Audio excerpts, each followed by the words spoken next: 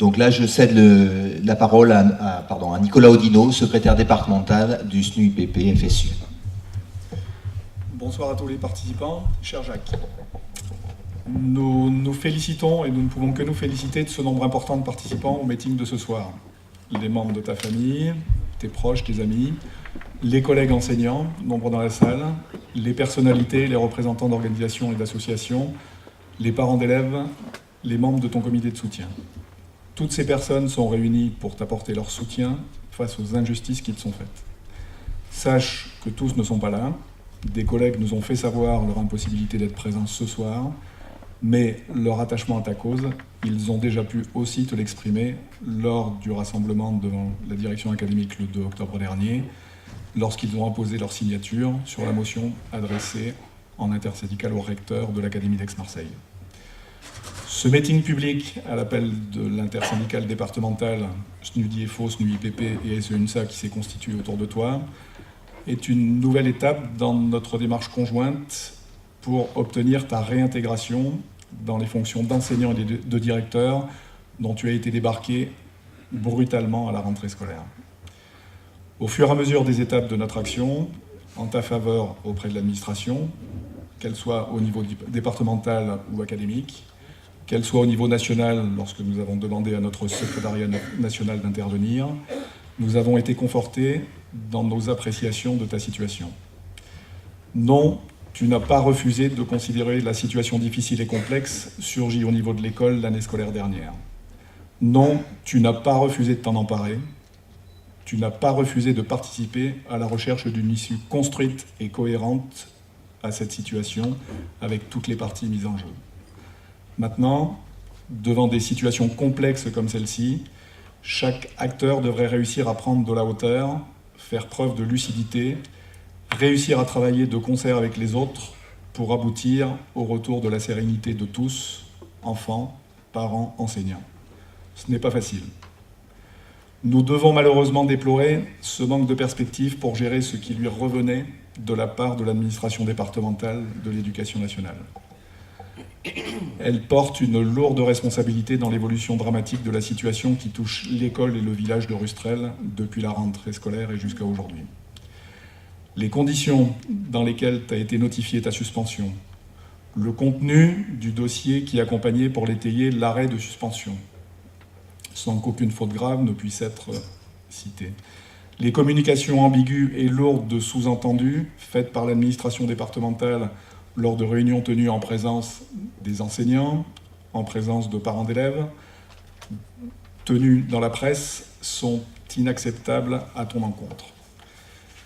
Elles permettent clairement d'interpréter la gestion de la situation par la hiérarchie comme partiale et délibérément à charge contre toi.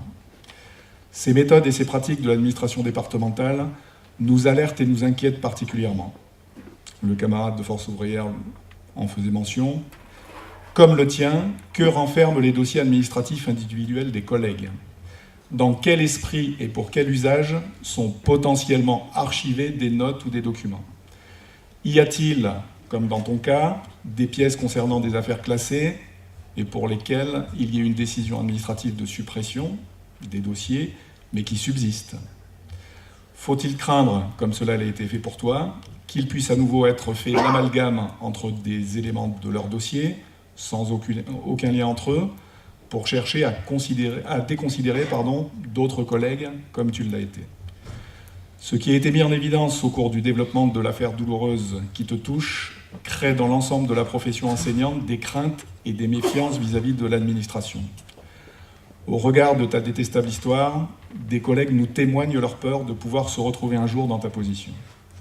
Ils mettent en doute la manière dont leur hiérarchie pourrait les soutenir et les accompagner si un jour une situation difficile à gérer les concernait eux-mêmes. Cette rupture de confiance est grave. Elle en dit long sur la dégradation des relations entre les enseignants et l'administration de l'Éducation nationale. Notre responsabilité de délégué du personnel sera de vérifier globalement les agissements de l'administration en la matière, d'être vigilant et de demander des comptes si le respect des droits des collègues et sur le respect des droits des collègues et sur le respect par l'administration de ses devoirs en la matière.